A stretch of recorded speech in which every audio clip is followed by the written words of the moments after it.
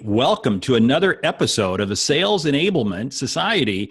I'm Mark Hunter, the Sales Hunter. I'm the host. I'm really the co-host. Gerhard Gschwandtner is the host. With us today, Nancy Nardin. We're going to be talking about the digital world of sales in 2018. And she gave us a little peek. It's the least automated function in all of business. So, hey, Nancy, introduce yourself.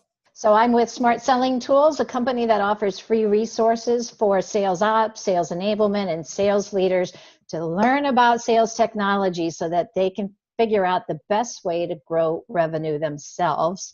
So Nancy, what makes you say that sales is the least technologized department in a company? We get forgotten about, and I've been in sales my entire career, so I know what it's like and the kinds of tools that I had and the kinds of tools that I still have. Here's the problem, and this is the thing that bugs me more than anything. Sales managers and sales ops and sales enablement, maybe sales enablement to a lesser extent, they don't really think about the salesperson's needs.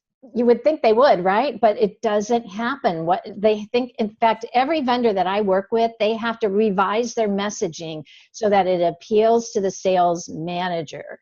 We have too many things on our shoulders as sellers. I see you smiling, Gerhard. Yeah, because I read a statistic recently that the average company spends about $600 per salesperson per month on technology. What they're talking about is that, sure, they're counting CRM, but they're also counting online meetings. They might also be counting Office. They might also be counting, I hear people say, when I ask them about what sales tools they use, we use CRM and Marketo. Well, Marketo is not a sales tool, but many people might count that in that $600. So First of all, we have to figure out, what are you counting as a sales solution? So what are the top 3 solutions that you recommend?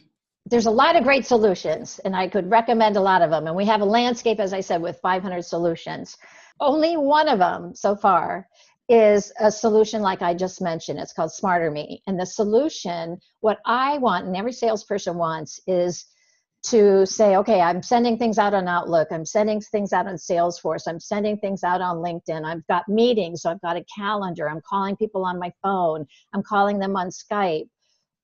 Where's my unified view of all that activity? Is our sales automation problem at the top of the funnel or at the bottom of the funnel? Where's the disconnect in terms of tools? It's throughout the entire funnel.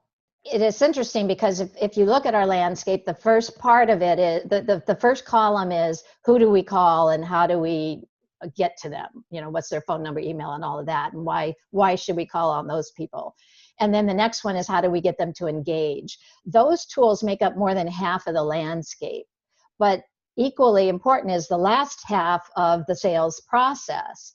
So we have a lot of tools for the first half, but yet we still don't have that problem solved. And that's because it's not enough to just solve it individually. Yeah. And so what happens is we think, okay, we got the name, we know all the people we need to call, and now we're going to try to reach out to them. But that's not the way it works. You're constantly doing all the things in the sales funnel. At this point in time, I've got to look up some people. At this point in time, now I've got to send some people some things, but oops, now I got to find out about this other company. I mean, you're doing all of the things throughout the funnel all at once with hundreds of contacts. See, and I'll challenge a little bit that I think, and I love the automation tools out there, but what they've done is it's really caused us to focus more on the top of the funnel, and it just creates more, I mean, we freak out. And in my own business, I don't really focus on the top of the funnel. I focus on the bottom of the funnel. Mm-hmm. The bottom of the funnel, because, you know, ultimately, I mean, I can't take leads to the bank. I take deals I close. Yeah. That's a really good point. You know, and it feels sometimes that every time we add a tool, it tends to be at the top of the funnel, which is great, not discounting it. But boy, we got to really focus. How do we pull those people through? I had a person who called me recently, And they said they had installed all these tools to help them develop all these leads. And then they go into this nurturing program. And the problem was nurturing was taking 90% of their time. And I asked them, what's your close ratio? And it was abysmal. It really, when it came down to it, in terms of leads to close, it was less than 1%. Mm-hmm. It's like, excuse me, then maybe you're chasing the wrong leads, but that's what the tools were generating. Well, that's true. And there's a reason for that. And that's that most of the budget for tools is held by marketing. And marketing is really focused on that top of funnel. So it's money. That's one big problem. The other big problem is who's going to make it work? Don't really get IT involved. IT doesn't really get involved in sales apps. And sales ops is busy doing 101 things. Sales enablement is focused on providing content and providing skills and knowledge. Well, there's a whole lot of other things a salesperson has to do. So who's responsible for figuring out what technology is going to help them and figuring out where they're going to get the money and then figuring out how we're going to roll it out and make it work? There isn't anyone. That's why I go back to this whole point about sales is the least automated. So Nancy, tell us about a company that you have worked with in the past year where you feel they're all headed together. Well, I think Sacramento Kings is a good example. And it really comes down to the sales leadership. First of all, they have this culture overall that, they are going to be forward thinking and transformative. And so that carries over to the sales department. And the sales leaders said, we want to empower our salespeople to figure out what works for them. Experiment, share it with your sales reps, your fellow sales reps, what works, what doesn't work. And they are using probably 12 different tools, I think. We had them on a webinar, and I think it was about 12 different tools. And not everyone uses every single tool, but they use the ones that seem to work well for them. And they have this experimental attitude, which is scary for a lot of organizations because they think, I don't want to take any time away from the sales rep. So again, let's get back to, let's just have them figure out how to do it all manually because we don't want to take any time away from their selling activities. Well, I totally agree that digital transformation is a business imperative, and I think technology needs to become part of the strategy. So if a company that has good leadership like the Sacramento Kings, all those people are led by strategic thinkers, and all the others that they're cobbled tools together, and they say, well, we found something great, and and every day I get emails where people try to get me interested in their sales tools, and all those emails are very confusing, very obscure, and a lot of the technology vendors have the worst salespeople. And I want to read you just one email. And Mark, I want your feedback on that. Hi, Gerhard. I want to schedule a quick 5-minute call with you to discuss how blank blank can boost your employee proficiency and productivity within Salesforce. What's your availability this week? Check out how WalkMe helped me, blah, blah, blah, all the best. Are you excited about that email? Oh, I just get so excited. It's unbelievable. In fact, I got the same email yesterday. Okay. So, I mean, this is interesting. I've got a thought here. Sales apps, sales tools, the way people are pitching them, just like that email you got, just like email. And I didn't get the exact same one yesterday, but I got a similar, we all get similar ones all the time. People think it's like going to Home Depot and buying tools. And that's part of the problem we have. We can't look at sales digital transformation, sales enablement, as nothing more than going to Home Depot or Lowe's and picking out what tool you want for today's project.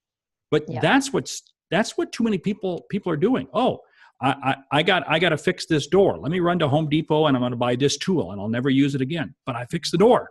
Mm-hmm. Not the solution. What I'm thinking of when I'm listening to our conversation is that what we all lack is the capacity to integrate. We need to integrate people, process, and technology. Yes. To think about we got to start with the right mindset, develop the right skill set, and develop the right tool set. And I think what's missing in most organizations is a culture of integration. And I think the focus on the customer is really good, but I'd like to also say focus on the salesperson. Because if you give them what they need, they're going to be able to serve the customer better. Let's go into predictions for next year, Nancy. Why don't you start us out? What is your vision? What is going to happen next year that we need to pay attention to? What I'd like to see happen is this whole culture thing be addressed. And maybe it is somewhat with the Sales Enablement Society, but that is really what needs to be addressed. From a technology perspective, I think there's going to be a lot more discussion about AI, because that does hold the promise for delivering what the salesperson needs to make them smarter and more, not just efficient, but to do the right things at the right time. Because mentally and manually to figure all that out is too difficult. So why every sales organization doesn't offer some sort of customer portal capability within their sales enablement that allows a salesperson to put in all of the different things that they might put into many different emails. You know, right now we send an attachment in this email and something else in that one, and we force the customer to try to keep track of everything we're sending to them. Put it all in one customer portal so that it makes it easier for your buyer. I think we've got a lot of tools up at the top. It's the mid and the bottom. How do we qualify that prospect better and ultimately close them? Now, something else that I see happening is the explosion of video, just like what we're doing here. And I think we're going to see video become more and more integrated into the entire sales process. But here's the missing link. What occurs on video stays on video. It doesn't make it into our CRM systems. So if you think about it, we need to have some sort of an app, some sort of a tool that allows us to take the key points, the conversations that we're having video-wise, and automatically moving that into that folder that we've got to allow us to really understand what did that customer say? What does it mean to us? So we have now more social connections around the globe than ever. But what I'm seeing is that the digital world has created, and especially with video, has created so much diversion where people are moving from reality to fantasy. I've read a statistic that the average American spends 4.5 hours a day watching TV shows and watching videos on those various apps that are out there. And so they engage more in fantasy, and everybody knows that we spend way too much time on social media, on Pinterest, on Facebook, on LinkedIn, on Twitter. The average American spends 1 hour and 40 minutes on social media. So what I'm seeing is that we have more and more connections, and we have more disconnects from reality, with also more disconnects with our true selves. And people are no longer in the moment, in the present moment. They cannot focus on the present moment because they're too distracted by the past or worries about the future. And to me, that the trend that needs to happen is that people need to look at their mindset.